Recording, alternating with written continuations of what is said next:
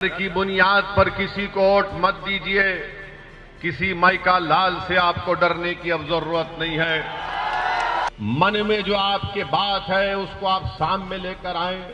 अगर आप इस मुल्क से फिरका परस्ती को खत्म करना चाहते हैं, अगर आप राजस्थान से नफरत का खात्मा करना चाहते हैं, तो मेरे अजीज दोस्तों और बुजुर्गों, आपको एक सियासी ताकत बनना पड़ेगा। अगर आप ये समझेंगे कि नहीं मैं मोदी को हराना मेरा मकसद है, तो मेरा भी मकसद है कि मोदी कभी ना दोबारा भारत का वजीर आजम बने। भारत की पार्लियामेंट में कानून लाया गया, उसको यूएपीए कहती है, अनलॉफुल अमेंडमेंट प्रिवेंशन एक्ट। उसको मोदी सरकार ने और गंदा कर दिया, यानी इतना गंदा कर दिया कि अगर किसी पर यूएपीए लगता है तो 4 साल 5 साल से पहले उन बच्चों की बेल नहीं होती।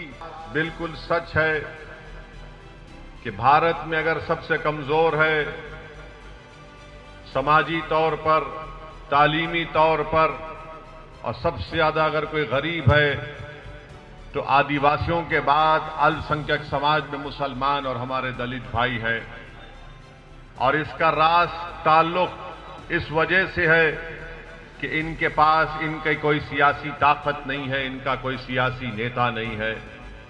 इसीलिए आज आप देखते हैं कि आपको तकालीफ का सामना करना पड़ता है, आपको आए दिन फिरका परस्ती का मुकाबला करना पड़ता है, आए दिन आपसे तासुब के मुजाहरे किए जाते हैं, आए दिन हमारी बेइज्जती की जाती है।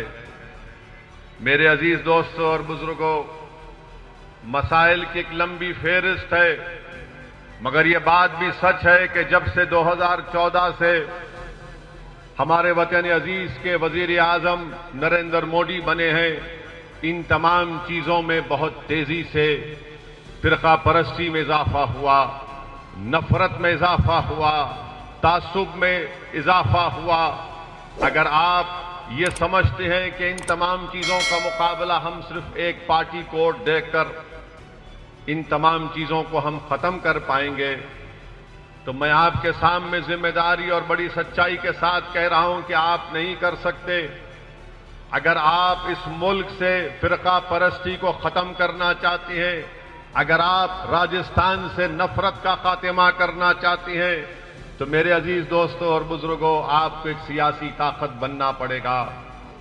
गए वो दिन जब आप डर कर किसी को वोट डालते थे, मगर आज असदुद्दीन ओवैसी आपके दरमियान में आकर यह कह रहा है कि उम्मीद की बुनियाद पर वोट डालो। मैं आपसे अपील करने आया हूं कि आप उम्मीद की बुनियाद पर जमील खां को कामयाब करिए।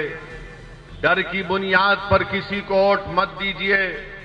किसी माइका लाल से आपको डरने की अब जरूरत नहीं है।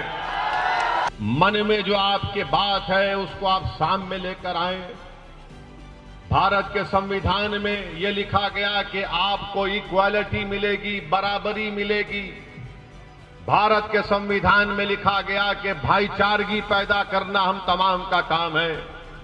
तो मैं आपको बताने आ रहा हूं कि अगर आप आजादी चाहते हैं नफरत से, अगर आप हिस्सेदारी चाहते हैं, बराबरी चाहते हैं, अगर आप डिस्क्रिमिनेशन का खात्मा चाहते हैं, अगर आप भाईचारगी को मजबूत करना चाहते हैं, तो 25 तारीख के दिन आपको मजलिस इत्तेहादुल मुस्लिमीन के हक में पतंग के निशान पर बटन दबाकर इन तमाम चीजों को हासिल करने की लड़ाई का आगाज करना पड़ेगा। अगर आप ये समझेंगे कि नहीं मैं मोदी को हराना मेरा मकसद है, तो मेरा भी मकसद है कि मोदी कभी ना दोबारा भारत का वजीर आजम बने। भारत की पार्लियामेंट में कानून लाया गया, उसको यूएपीए कहती है, अनलॉफुल अमेंडमेंट प्रिवेंशन एक्ट। उसको मोदी सरकार ने और गंदा कर दिया, यानी इतना गंदा कर दिया कि अगर किसी पर यूएपीए लगता है तो 4 साल 5 साल से पहले उन बच्चों की बेल नहीं होती, जेल में सड़ते हैं, उनको जमानत नहीं होती। आपको मालूम होना चाहिए कि जब लोकसभा में ये कानून को लाया गया तरमीम करने के लिए, तो क्या कांग्रेस ने अमित शाह के लाए हुए कानून की तायीद नहीं की? लोकसभा में कांग्रेस ने, राहुल गांधी ने यह कानून की तायीद की और जब यह कानून बन गया तो उस कानून को इस्तेमाल नरेंद्र मोदी की सरकार करती है।